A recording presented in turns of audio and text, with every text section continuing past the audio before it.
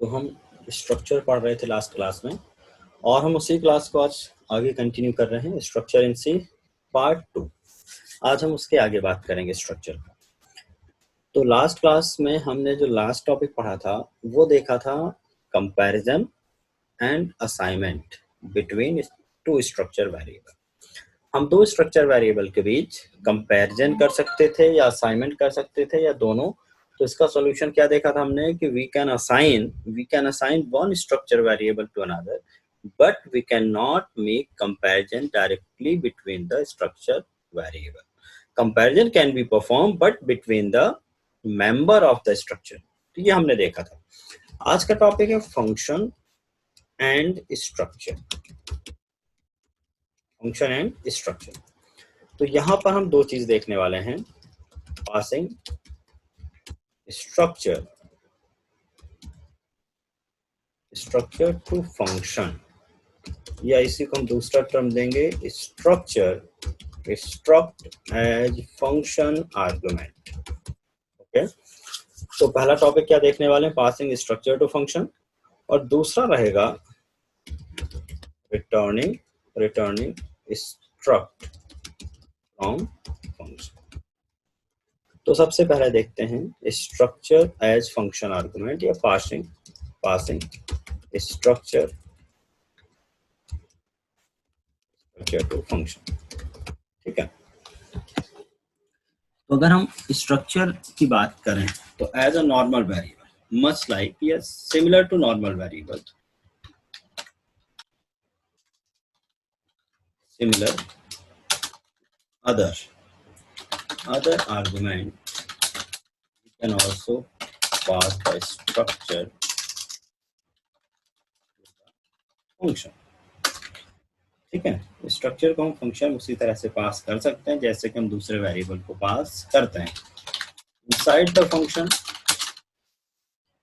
we have to access the members using the name of the struct variable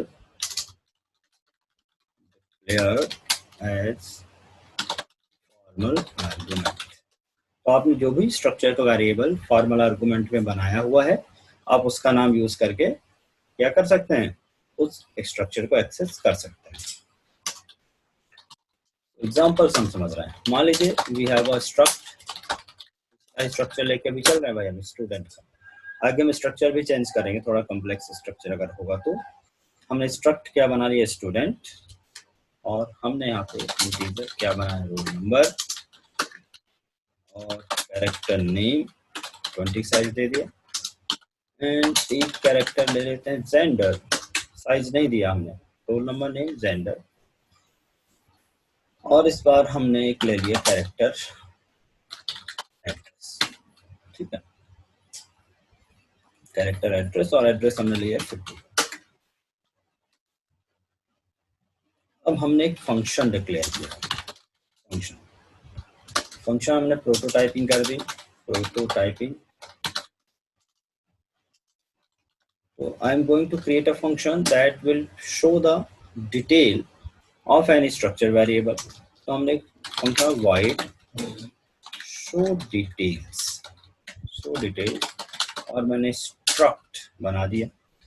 struct का type क्या दे दिया हमने, struct student type हमें यहाँ पे कुछ पास करना है।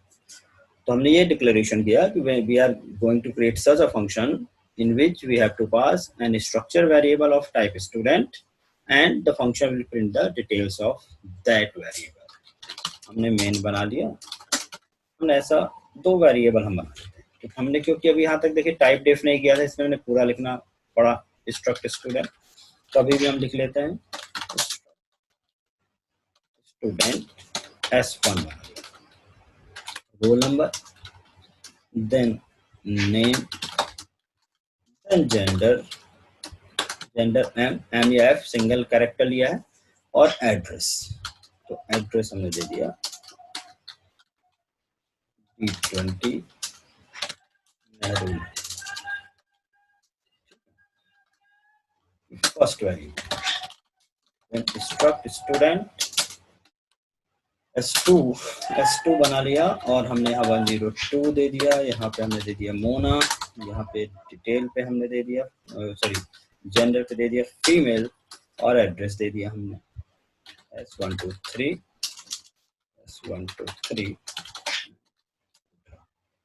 सुल्ताना।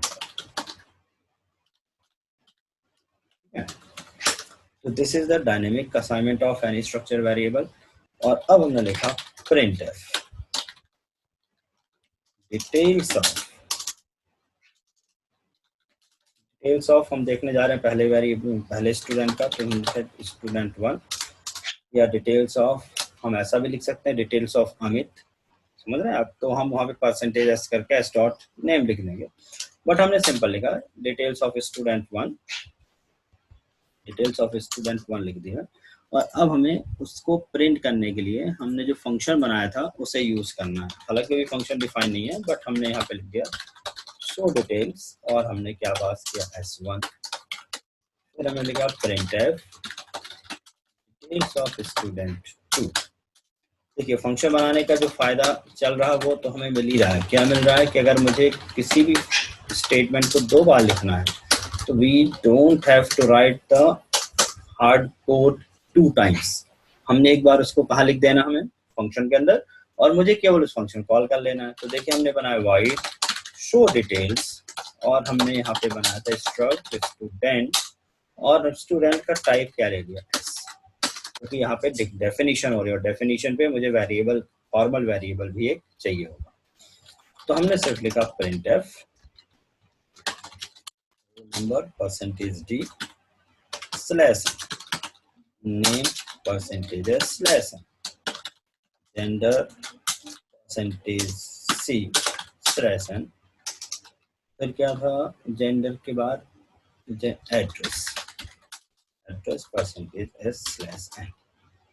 सारा डिटेल हमें कहाँ से मिलने वाला है, सारा डिटेल S से मिलेगा। तो S dot roll number, S dot name, S dot gender and S dot address. ठीक है, तो आई होप मेरा प्रोग्राम कंप्लीट हो गया। इसको अब एक बार चेक करना होगा, तो हम चालू कर लेते हैं कोड ब्लॉक और हम इसे करते हैं कॉपी जब तक अपने कोड को यहाँ से कॉपी किया।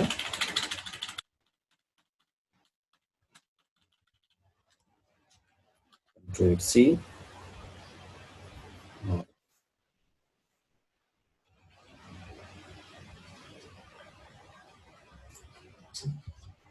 यहाँ पर हमने इसे पेस्ट किया और अब हम यहाँ से रन करके देख रहे हैं क्या कोई इशू है प्रोग्राम में, कोड में कोई दिक्कत तो नहीं। देखिए कोई दिक्कत नहीं यहाँ पर, हाँ कुछ दिक्कत है, रोल नंबर आ गया, अमित आ गया है, डॉलर आ गया है, फिर नेहरू नगर आ गया, बाकी ठीक है। यहाँ पे रोल नंबर नेम और यहाँ पे जेंडर में फिर दिक्कत है, एड्रेस वगैरह ठीक है। दिक्कत क्या है ये भी समझिए। दिक्कत इसलिए आई क्योंकि हमने यहाँ पे मेल और फीमेल वहाँ कैरेक्टर लिया था, बट यहाँ पे सिंगल के बजाय डबल कोट लिख दिया। तो यहाँ पे हमें किसमें लिखना होगा, सिंगल कोट में, क्योंकि characters must be return inside the single quote. तो मैंने इसे सिंगल कोट में लिखा और फिर से इसे रन किया, फिर से बिल्ट इन रन किया। तो देखिए 101 अमित जेंडर M और फिर यहाँ पे एड्रेस आ गया, डिटेल्स ऑफ स्टूडेंट 2 डिटेल आ गया। तो ये जो हमने प्रिंटिंग कराई है किसके थ्रू कराई, फंक्शन के थ्रू कराई, फंक्शन के थ्रू। ठीक है,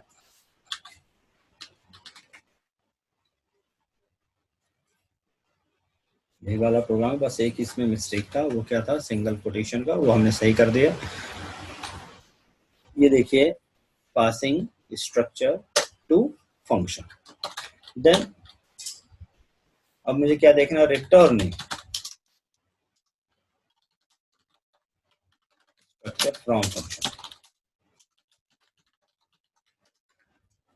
अब ये चीज आपको पता है कि अगर फंक्शन कुछ रिटर्न करेगा, ठीक है, अगर कोई फंक्शन कुछ रिटर्न करेगा तो उसका टाइप वाइड तो नहीं होगा। अभी तक हम क्या यूज करते आए हैं, इंट, फ्लोट, इस तरह के हम रिटर्न टाइप यूज कर रहे थे। अब अगर कोई फंक्शन किसी स्ट्रक्चर को रिटर्न कर रहा है तो फंक्शन का रिटर्न टाइप भी वही होना चाहिए जिस तरह का स्ट्रक्चर फंक्शन से हमें रिटर्न करवाना है। तो first of all the return type of such a function for the function must be same as the type of structure which you want to return from function. ठीक है, like struct student type का एक function बना लिया, struct student type का gate Elder student, और यहाँ पर हमने बता दिया कि हमें 2 स्टूडेंट यहाँ से पास करने हैं। ठीक है, हमने कहा struct student comma struct student. हम प्रोटोटाइपिंग की बात कर रहे हैं केवल अभी। ध्यान से देखिए, मैं क्या चाह रहा हूँ कि 2 स्ट्रक्चर वेरिएबल हैं, स्ट्रक्ट स्टूडेंट, और उसमें से मुझे एल्डर स्टूडेंट चाहिए। सपोज कीजिए कि उसमें इस बार एज वगैरह भी है। ठीक है, हमने स्ट्रक्ट स्टूडेंट बनाया हुआ है, स्टूडेंट बनाया हुआ है, यहाँ सारे वेरिएबल हैं, लेकिन उसके साथ साथ कौन सा वेरिएबल है, इंटीजर एज नाम का एक वेरिएबल।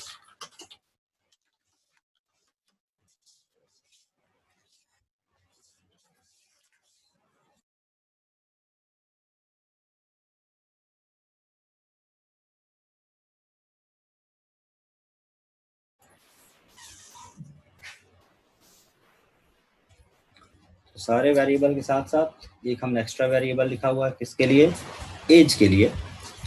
अब हमने यहाँ पे क्या सोचा कि मुझे कोई ऐसा फंक्शन बनाना है जो कि हमें एक 2 स्टूडेंट में से, 2 वेरिएबल में से जो बड़ा स्टूडेंट है उसका नेम नहीं, ना उसका नेम ना उसका एज, उसका पूरा डिटेल ही, मतलब उस स्टूडेंट का स्ट्रक्चर ही रिटर्न करते हैं। ठीक है, उस स्टूडेंट का मुझे स्ट्रक्चर चाहिए, मतलब एक नए वेरिएबल में आ जाएगा, और जब भी उसे हम प्रिंट करेंगे तो उसकी वैल्यू हमें फंक्शन के थ्रू प्रिंट करें या फिर हम नॉर्मल प्रिंट करें। तो चलिए इस तरह से करना है मुझे, तो मुझे इसका रिटर्न टाइप क्या रखना होगा, स्ट्रक्ट स्टूडेंट, इस तरह से रखना होगा। उसी तरह से एक एग्जांपल और देखिए, मान लीजिए मेरे पास कोई इस तरह का स्ट्रक्चर है, हम दोनों एग्जांपल करके आपको दिखाएंगे। मान लीजिए हमारे पास कुछ इस तरह से स्ट्रक्चर है, एग्जांपल 2 केस 2 लेते हैं, दूसरा केस समझते हैं। हमारे पास स्ट्रक्ट है नंबर, ठीक है, और नंबर के अंदर हमने इंटीजर पार्ट एक बना के रखा है। चलिए 2 नंबर, एक इंट है और एक हमारे पास फ्लोट है। इंट टाइप का एक वेरिएबल है ए, और एक फ्लोट टाइप का वेरिएबल है बी। ठीक है, ध्यान से देखिएगा, एक इंटीजर टाइप का वेरिएबल और एक फ्लोट टाइप का। अब हमने इस स्ट्रक्चर के 2 ऑब्जेक्ट बना लिए, एक्स एंड वाई। एक्स के अंदर भी ए बी होगा और वाई के अंदर भी ए बी होगा। अब हम चाहते हैं कि इन एक्स और वाई के डेटा को जोड़कर एक नया डेटा रिटर्न किया जाए। नया डेटा किस तरह से, इंटीजर में ऐड हो, फ्लोट में ऐड हो, और जब नया डेटा रिटर्न होगा तो एक कॉमन डेटा नहीं बल्कि 2 डेटा आएगा, एक इंटीजर और एक फ्लोट। तो मुझे वेरिएबल 2 नहीं चाहिए, रिटर्न तो केवल एक ही चीज हो सकती है फंक्शन से। तो उस टाइम पर मुझे फंक्शन से 2 वेरिएबल रिटर्न नहीं करा सकते हम, तो हम क्या करेंगे कि स्ट्रक्चर में पैक करके, डेटा को एक स्ट्रक्चर में रखकर हम उस स्ट्रक्चर को रिटर्न करा देंगे। उससे क्या होगा, स्ट्रक्चर के अंदर जितने भी डेटा होंगे वो सारे के सारे, रिटर्निंग तो एक होगी लेकिन एक ही मेमोरी में मल्टीपल डेटा आ जाएंगे। तो मैंने यहाँ पे बनाया नंबर, और हमने एक फंक्शन बना दिया ऐड। हमें 2 नंबर को ऐड करना है, मतलब 2 स्ट्रक्चर्स को ऐड करना है, struct number and struct number, और रिटर्न भी क्या करना है, स्ट्रक्ट नंबर। ठीक है, तो ये 2 एग्जांपल है, इनको हम प्रैक्टिकली देखेंगे। तो हमने यहाँ पे क्या देखा कि जब भी मुझे कोई फंक्शन से स्ट्रक्चर रिटर्न करना है तो फंक्शन का रिटर्न टाइप वही होना चाहिए जो कि स्ट्रक्चर का मेमोरी का नेम है। ठीक है, हाँ, अब अंदर का सिनारियो देखिए कैसे होगा ये पॉसिबल, कुछ चीजें और समझ लेते हैं।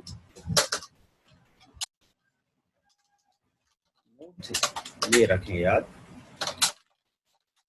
to return the structure from function, we have to to return the structure from function, we have to create another structure,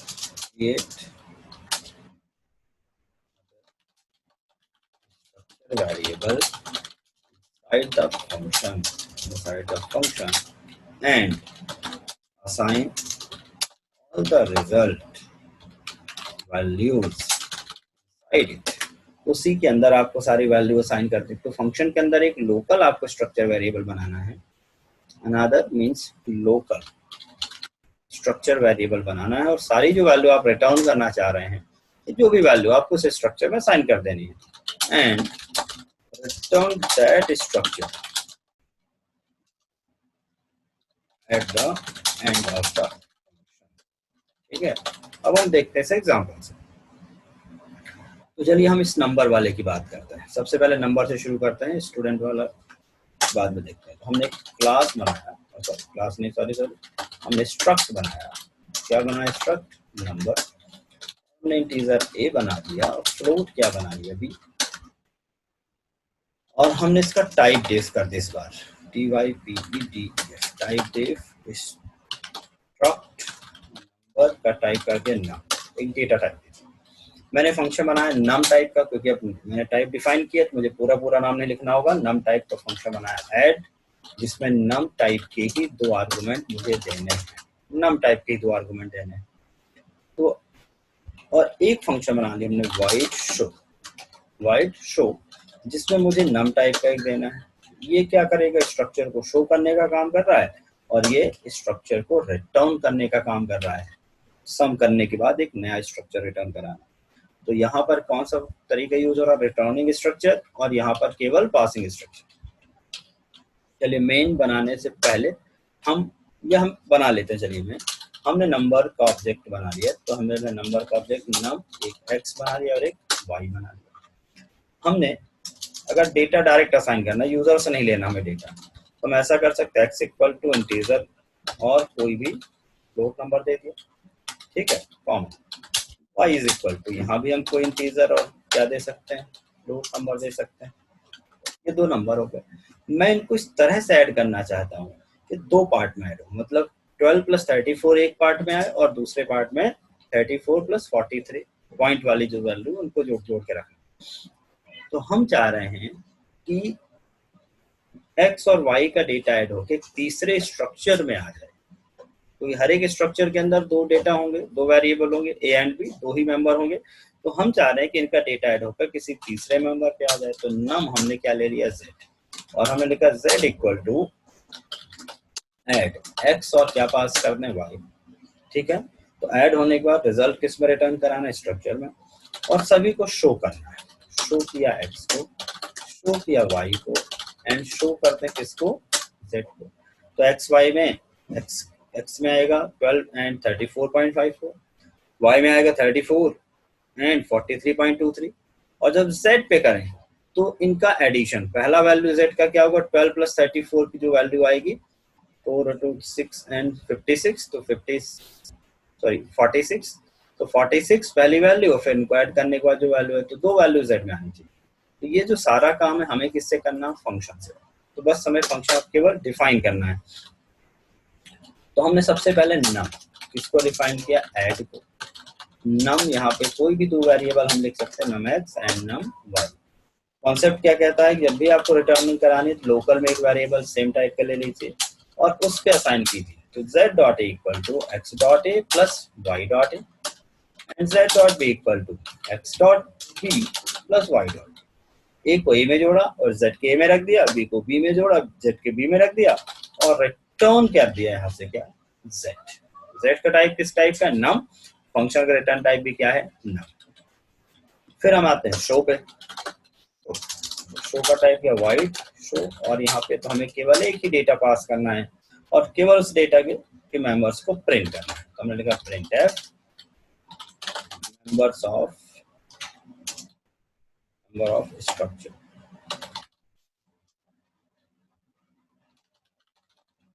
ये आप मैसेज ना भी लिखें तो आप यहाँ सिंपल लिखें प्रिंट एफ ए और percentage B slash N B percentage B कर दे, ताकि एक्स्ट्रा जो 0.0 एक्स्ट्रा लगाते ना लगा। इसके लिए क्या लगाना होगा? मुझे परसेंटेज जी लगाना। डेटा एक्स में आ रहा था, एक्स डॉट ए कॉमा एक्स डॉट, ये देखिए शो हो गया। तो अब किस तरह से शो होगा? पहले दोनों जोड़ेंगे, यहाँ पे x मतलब a और b x का आएगा, फिर a और b y का आएगा, फिर a और b z का आएगा। हम चाहे तो यहाँ पे सेपरेशन भी कर सकते हैं। तो ठीक, जब भी कोई एक्स्ट्रा मैसेज प्रिंट करना याद रखिए तो आपको फंक्शन में उसे नहीं लिखना, आप उसके लिए बाहर ही लिखें। फंक्शन को केवल फंक्शन का काम करने दीजिए। जैसे मुझे यहाँ पे लिखना है प्रिंटफ, हम लिखा मेंबर्स ऑफ एक्स को प्रिंट किया, फिर यहाँ पे लिखा printf members of Y, Y को प्रिंट किया, और फिर हमने लिख दिया प्रिंटफ मेंबर्स ऑफ जेड मतलब सन, इसको प्रिंट किया। और अब हमने इसे किया रन। रन नहीं करना था, बिल्ट एंड रन, नहीं तो पिछली बार का आउटपुट आपको दिखता रहेगा। तो built and run. Member of X क्या है, A12 है, B34। Member of Y A34, B43.23। Member of Z देखिए, ए में क्या आ गया 46, पहले वाले और पहले वाले का सम है, और दूसरे पे आ गया 34 and 43 point something something add करके 77.77। तो ये देखिए, ये हमारा क्या काम हुआ, रिटर्निंग फंक्शन का, returning structure from function. Returning structure from function हो गया, पहला एग्जांपल हुआ। उसी तरह से एग्जांपल 2, दूसरा एग्जांपल देख लेते हैं। तो दूसरा एग्जांपल देखने के लिए हमने एक स्टूडेंट वाला स्ट्रक्चर उठा लिया। स्टूडेंट वाला स्ट्रक्चर देखिए, तो हमने क्या बनाया, स्टूडेंट स्ट्रक्ट बनाया स्टूडेंट, और हमने यहाँ पर इंटीजर रोल नंबर और कैरेक्टर नेम, ज़्यादा नहीं लिया हमने इस बार डिटेल, और हमने केवल इंटीजर क्या ले लिया, एज। हमारे पास 3 ही डेटा हैं और मुझे केवल बड़े स्टूडेंट का डिटेल रिटर्न कराना है। तो बड़े स्टूडेंट का डिटेल रिटर्न कराना है। तो रिटर्न यहाँ भी एक फंक्शन शो बना लेते हैं जो डेटा को शो करने का काम करेगा। तो वॉइड शो, टाइप डिफाइन नहीं किया हुआ है, बार बार स्ट्रक्ट स्टूडेंट ना लिखना पड़े इसके लिए हम क्या करेंगे, टाइप डिफाइन स्ट्रक्ट स्टूडेंट के लिए std लेंगे। अब मुझे यहाँ पे std लिखना होगा। मैंने एक प्रोटोटाइपिंग करी शो की जिसमें एक std पास करेंगे। इस टाइप का std टाइप का गेट एल्डर, एक स्ट्रक्चर रिटर्न कराना है जो दोनों में से बड़े एल्डर को रिटर्न करे। कितने में से, 2 में से, तो std एंड std। तो गेट एल्डर, चलिए दोनों फंक्शन हो गए, पिछले प्रोग्राम जैसा ही है, केवल मैं 2 बार इसलिए लिख रहा हूँ ताकि आपको प्रैक्टिस थोड़ी सी और हो जाए, ताकि पता चले किस तरह से हम बना रहे हैं। मेन बनाया हमने, बनाया std s1 बना लिया, पहले स्टूडेंट का रिकॉर्ड दे दिया, यहाँ दे दिया राकेश, और फिर हमने यहाँ पे दे दिया एज 23। आप यूजर से भी इनपुट करा सकते हैं, तो हमने नहीं कराया। 102 राकेश, और इसकी एज कर दी हमने 24, ठीक है। हमने std s3 बनाया इक्वल टू, कौन सा फंक्शन कॉल किया, गेट एल्डर s1 s2। देखिए अभी तो आप ठीक है, देख के समझ में आ रहा है कि 24 एल्डर है, लेकिन हो सकता है कि आपने ये डेटा यहाँ से नहीं लिया हो, किससे लिया हो, इनपुट करा के लिया हो, तो मुझे नहीं पता होगा कि रन टाइम पे कौन सा डेटा इनपुट कर रहा है यूजर, किसमें क्या वैल्यू दे रहा है। तो इस तरह से आप करेंगे गेट एल्डर। तो 2, अब हम चाहते हैं कि इनकी एज के हिसाब से जो भी एल्डर होगा वो किसमें आ जाए, s3।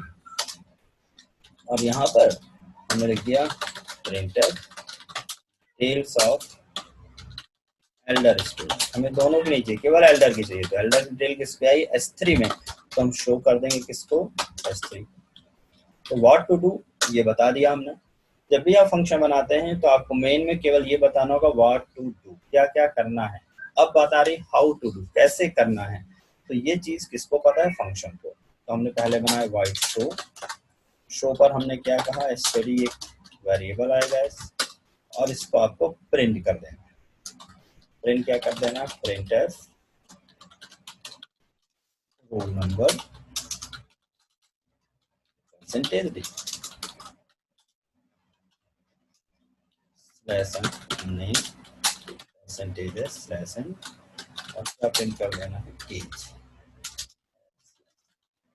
S dot roll number, S dot name, ठीक है। तो ये फंक्शन हो गया कौन सा, शो। अब मेन चीज तो हमें एल्डर रिटर्न कराना है, तो हमने std लिखा, गेट एल्डर, std का एक ऑब्जेक्ट s बना लिया और एक std का ऑब्जेक्ट p बना लिया, ठीक है। std s एंड std, इन दोनों में से मुझे एक रिटर्न कराना है। ध्यान से देखिएगा, इन दोनों में से मुझे किसी एक को रिटर्न कराना है। तो मैंने थोड़ा शॉर्ट ट्रिक लगाया, हमने लिखा रिटर्न, क्या रिटर्न करना है, कंडीशन लगा दिया s dot age greater than हो p डॉट एज से, ठीक है। तो रिटर्न क्या कराना है, s नहीं तो p, पूरा का पूरा स्ट्रक्चर ही उठा के रिटर्न कर देना है। तो ये देखिए, तो जिसकी एज बड़ी होगी वो रिटर्न हो जाएगा, रिटर्न होकर यहाँ पर S3 में आ जाएगा और S3 से प्रिंट कर देगा। फिर से बिल्ट एंड रन करके देखते हैं, देखिए आ रहा है, details of elder student 102 Elder upon Mukesh, इसकी एज क्या है 24, लेकिन अगर मैंने ऊपर इसकी एज कम कर दी और उसकी वाली ज्यादा कर दी, इसको 14 किया। अब यही प्रोग्राम चला कर देखते हैं, देखिए 101 आ गया, राजेश जिसकी एज क्या है 23। ये दो प्रोग्राम मैंने कराया आपको, और इन दोनों प्रोग्राम से आपको एक चीज क्लियर हो जाएगी कि हम कब और कैसे यूज करते हैं structure as function argument and function returning structure, ये रिटर्निंग स्ट्रक्चर फ्रॉम फंक्शन, ठीक है। नेक्स्ट टॉपिक क्या पढ़ने वाले हैं हम, nesting of, nesting of structure मतलब structure within structure, within structure, ठीक है, स्ट्रक्चर विद इन स्ट्रक्चर। तो देखिए कैसे करना है इसको,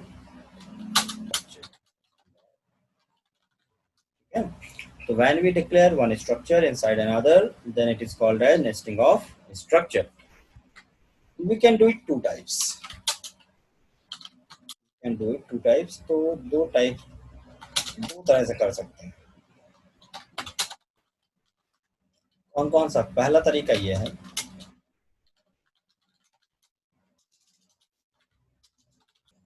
पहला तरीका है declare the complete structure inside another structure, पूरा का पूरा स्ट्रक्चर ही हम किसी और स्ट्रक्चर के अंदर डिक्लेयर करें। लाइक जैसे मैंने बनाया पर्सन, ठीक है, मैंने इंटीजर आईडी दे दी, कैरेक्टर नेम दे दिया, फिर हमको एड्रेस चाहिए, ठीक है, लेकिन एड्रेस हम चाहते हैं मल्टीपल पार्ट में रहे, मल्टीपल पार्ट में, तो मैंने यहाँ पे स्ट्रक्ट बना दिया, एड्रेस, ठीक है, स्ट्रक्ट एड्रेस, और हमने एड्रेस के अंदर क्या स्ट्रक्चर बना दिए, हाउस नंबर, कैरेक्टर कॉलोनी,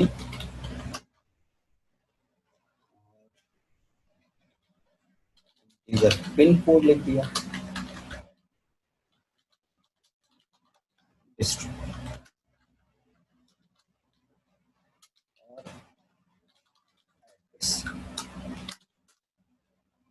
यहाँ पर इस स्ट्रक्चर को बनाया और इसी के अंदर इसका वेरिएबल भी बना दिया। याद रखें, वेरिएबल आपको इस स्ट्रक्चर का यहाँ बनाना पड़ेगा। क्यों बनाना पड़ेगा, नहीं तो फिर आपको इसका वेरिएबल बनाने में समस्या है।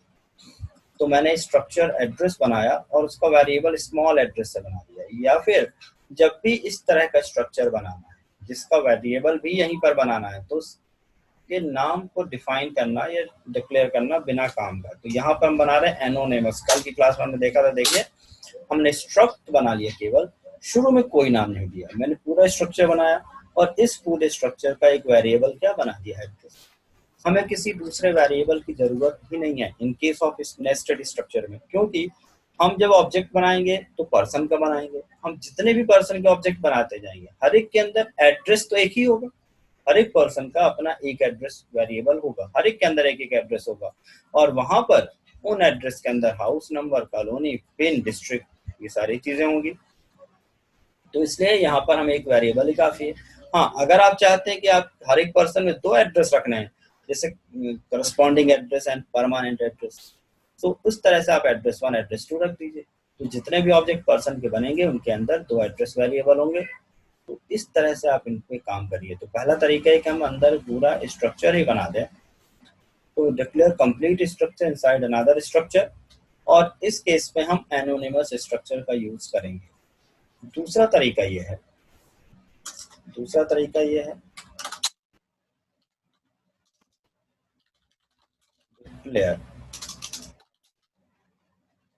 डिक्लेयर द स्ट्रक्चर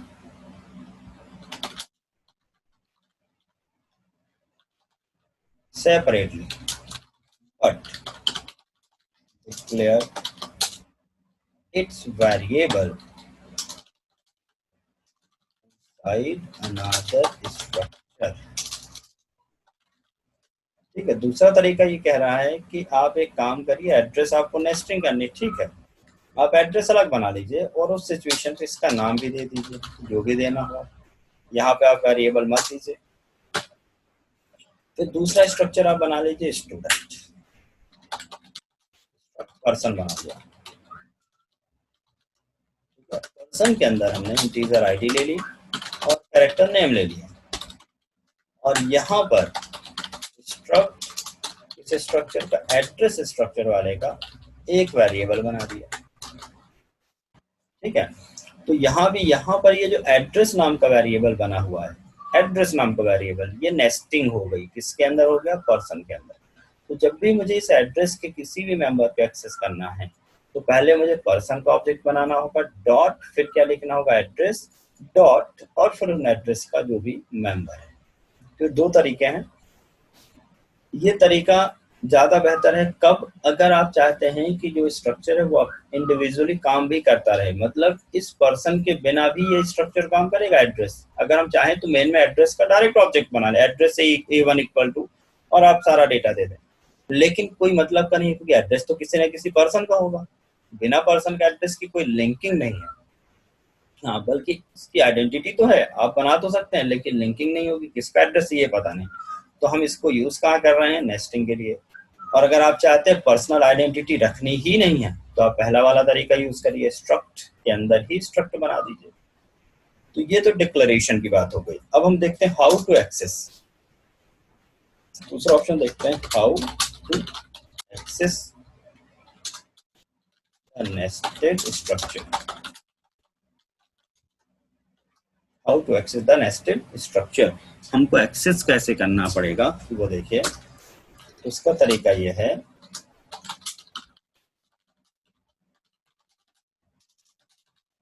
तो क्या कह रहे हैं? To access the member of nested structure, to access the member of nested structure we have to use the object of parent structure. Parent मतलब जो मेन है, जिसके अंदर दूसरा स्ट्रक्चर है। Then use the object of nested structure, parent का structure, then उसके बाद किसका? ऑब्जेक्ट का स्ट्रक्चर, एंड देन फिर आप उस नेस्टेड वाले स्ट्रक्चर के मेंबर यूज करेंगे। और रिलेशनशिप के लिए should use, या for relationship we have to use dot operator. हमें कौन सा ऑपरेटर यूज करना होगा? Dot operator. लाइक जैसे हमने पर्सन क्या बनाया? P1 का आईडी आपने लिखा, नेम लिखना है, तो आप strcpy आप P1 में, कोई भी P1 के नेम में आपने नाम टाइप कर दिया। फिर आपने लिखा क्या? एड्रेस, नेस्टेड वाले को इस तरह से एक्सेस करना होगा। उसी तरह से strcpy करना होगा आपको P1 की एड्रेस की कॉलोनी में इसकी कॉपी कर दी हमने, कॉलोनी कर दी नेहरू नगर। ठीक है। मैंने strcpy क्यों कर रहा हूँ? क्योंकि मैं इंडिविजुअली अलग अलग करके दिखा रहा हूँ। अभी आप यही चीज स्कैनएप से कर सकते हैं, तो वहां पे strcpy नहीं होगी। और हम आगे देख रहे हैं कि इसको डायरेक्ट या डायनेमिक कैसे इनिशियलाइज करेंगे, तो वो भी देखिएगा। strcpy P1 के एड्रेस स्ट्रिक्ट में कॉपी कर दिया हमने भोपाल। ठीक है, इस तरह से आपने यूज किया। मेकिंग डायनेमिक असाइनमेंट,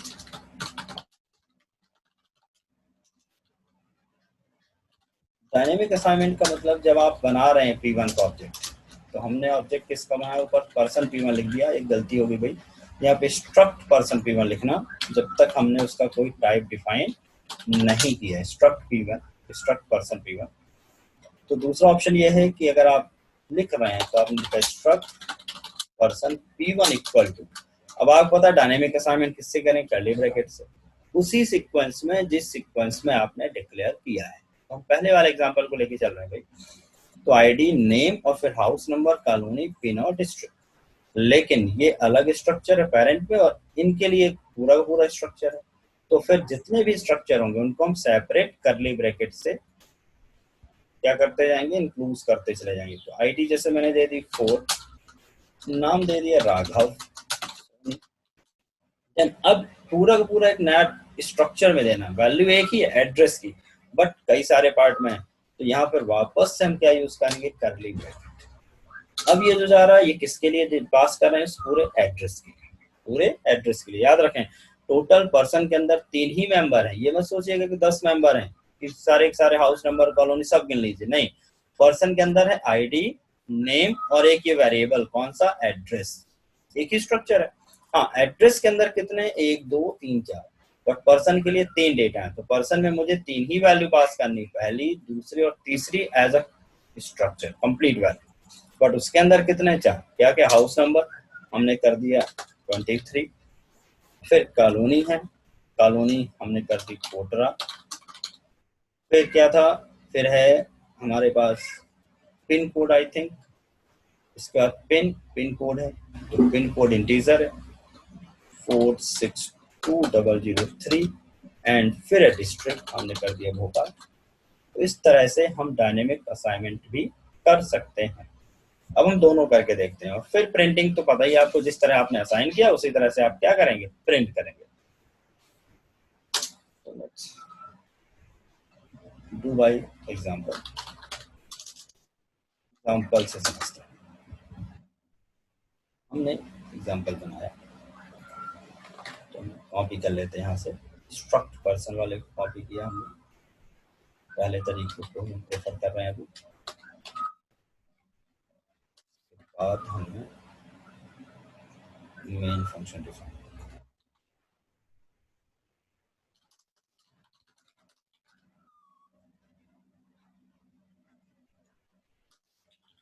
मुझे 2 बार प्रिंट करना, 2 एग्जांपल से कर रहा हूँ तो मुझे 2 बार ना करना पड़े, तो इसके लिए हमने वॉइड क्या बना लिया, शो स्ट्रक्ट पास कर दिया पर्सन, इससे काम चला लेंगे। तो हमने यहाँ पर बनाया स्ट्रक्ट पर्सन P1 और हमने P1 में डेटा असाइन कर दिया, पहला तरीके से किया। और दूसरा तरीका हम डायनेमिक असाइनमेंट का कर रहे हैं, struct person P2 equal to, ID मैंने दे दी 12, नेम दे दिया, फिर हमने स्ट्रक्ट के अंदर house number, then colony Nehru Nagar या कोटरा लिख दिया, फिर क्या है, फिर पिन है 456453465 ये दिया, देन डिस्ट्रिक्ट, ठीक है। तो 2 स्ट्रक्चर हैं, 2 वेरिएबल हैं, हमने एक में इस तरह पहले भी डायरेक्ट एक पे तो हमने असाइन कर चुके हैं, दूसरे वाले पर हमने इस तरह से असाइनमेंट किया, देखें कुछ इशू होगा तो। और शो करने के लिए शो कर दिया हमने P1 को, शो कर दे किसको, P2। यहाँ 2 बार ना लिखना पड़े इसलिए हमने यहाँ पे फंक्शन बनाया वॉइड शो, पर्सन टाइप का क्या बना दिया, और हमने प्रिंट एफ और लिखा परसेंटेज डी डॉट आईडी, फिर हमने लिखा print F name percentage S dot name, फिर हमने लिखा प्रिंट एफ एड्रेस। एड्रेस अब काफी बड़ा है तो मैंने अलग अलग प्रिंट किया, house number percentage D comma, house number आ गया, उसका कॉलोनी का नेम डायरेक्ट दिखाना, परसेंटेजेस, और फिर मुझे डिस्ट्रिक्ट दिखाना है तो परसेंटेजेस, और फिर पिन लिखने के बाद पिन कोड दिखाना, पी डॉट, जिस सिक्वेंस में प्रिंट कर रहे हैं तो house number dot address dot colony, फिर वही चीज P dot address dot district, and अगला क्या है P dot address dot pin. ठीक है, हुई है। कल डिस्ट्रिक्ट में हमने क्या नहीं दिया था, साइज, तो ये भी दे देते हैं, साइज भी। अगेन रन कर रहे हैं, ये देखिए आ गया, ID name, sorry ID 10, name Rajeev, address S H, house number आ गया नेहरू नगर भोपाल। ठीक है, मैंने यहाँ पे अलग अलग उसको प्रिंट तो किया लेकिन अलग अलग टैग नहीं दिया, हाउस नंबर बस का टैग दिया, पिन का टैग दिया। फिर यहीं से दूसरे का शुरू हो गया, आईडी 12 राघव सिंह, और एड्रेस यहीं से शुरू हो गया, एड्रेस। तो इस तरह से हमने देखिए नेस्टेड स्ट्रक्चर की बात करी, क्या लगाकर, डॉट नोटेशन लगाकर हम इन्हें चला सकते हैं। तो इसमें एक गलती क्या हुई तो इसको यहाँ भी सुधार देते हैं भाई, डिस्ट्रिक्ट के साथ मुझे क्या देना होगा, साइज देना जरूरी है, और हमने ये पहला एग्जांपल यहाँ पर लिख दिया। पहले तरीके से मैंने बनाया हुआ है, और अब आपको मैं कह रहा हूँ कि इससे दूसरे तरीके से बनाइए। दूसरा तरीका मैंने ऊपर जो बनाया कि एड्रेस आप अलग स्ट्रक्चर बनाइए, और उस स्ट्रक्चर के अंदर, ठीक नहीं सॉरी, एक अलग स्ट्रक्चर बनाइए, फिर एक दूसरा स्ट्रक्चर बनाइए पर्सन का, और पर्सन के अंदर ये वाला देखिए एड्रेस अलग बनाइए, और पर्सन के अंदर आप एड्रेस का वेरिएबल या ऑब्जेक्ट डिक्लेयर कर दीजिए। तो आपको सिर्फ ऑब्जेक्ट डिक्लेयर करना है, बाकी तो वैसा ही रहेगा जैसा आपने अभी देखा है किस वाले पे, इस वाले एग्जांपल पर। तो नेस्टेड स्ट्रक्चर का काम हुआ, और ऐसी कई सारी सिचुएशन है जहां पर मुझे इसकी जरूरत होगी। ज्यादा रीडेबिलिटी बढ़ानी है, चलिए स्टूडेंट का एग्जांपल लेते हैं। मान लीजिए स्टूडेंट है, स्टूडेंट के अंदर रोल नंबर, नेम, एज सब कुछ है, फिर एक मार्क्स। तो मैं चाह रहा हूँ मार्क्स नाम से स्टोर करें, एरे भी ले सकता हूँ मैं, जीरो, जैसे 5 सब्जेक्ट के मार्क्स है तो मैंने एरे ले लिया, तो एक एरे के 0 में स्टोर होगा, 1 पे स्टोर होगा, 2 पे स्टोर होगा। लेकिन मैं चाह रहा हूँ सभी मार्क्स नेम से स्टोर हो, फिजिक्स, केमिस्ट्री, मैथ, इंग्लिश। तो मैं इस तरह के लिए क्या करूंगा, एक नया स्ट्रक्चर बना दूंगा, किस नाम से, मार्क्स नाम से, जहां पर मेंबर बना के रख देंगे हम। तो ये तरीके हैं। तो एग्जांपल 2, तो हमने क्या क्या ट्राई टू डू योरसेल्फ, क्या करना है आपको योरसेल्फ, खुद से क्या करना वो देख लीजिए। पहला काम, write the above program, write the above program the second method of nested structure. दूसरा काम क्या करना वो देखिए,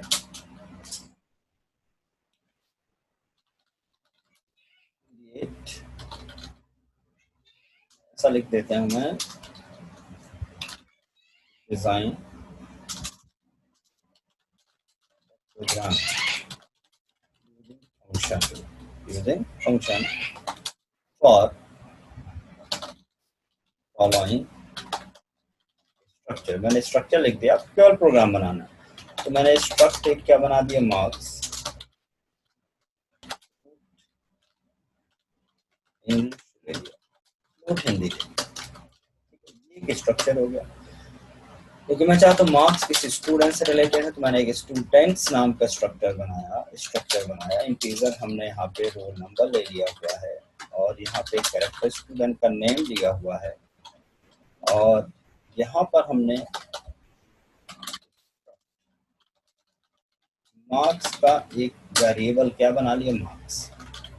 ठीक है, तो अब क्या होगा, स्टूडेंट का जो भी ऑब्जेक्ट होगा, dot roll number dot name, और जब मार्क्स का एक्सेस करेगा तो object dot marks dot physics, marks dot chemistry, marks dot math. इस तरह से आपको यूज करना होगा। आप जो ऊपर प्रोग्राम बना उसी पे इसको ढालना है, मतलब एक बार आपको डायरेक्ट असाइन करना है और एक बार आपको डायनेमिक असाइन करना है, और उसको प्रिंट करके दिखाना। ठीक है, क्या करके दिखाना, प्रिंट करके दिखाना। तो इस तरह से आपको यहाँ पे थोड़ा सा और काम करना है।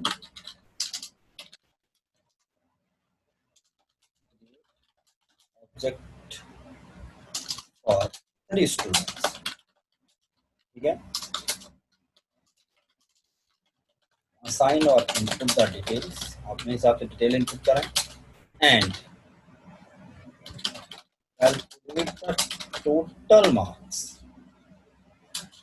and percentage. Total marks and percentage.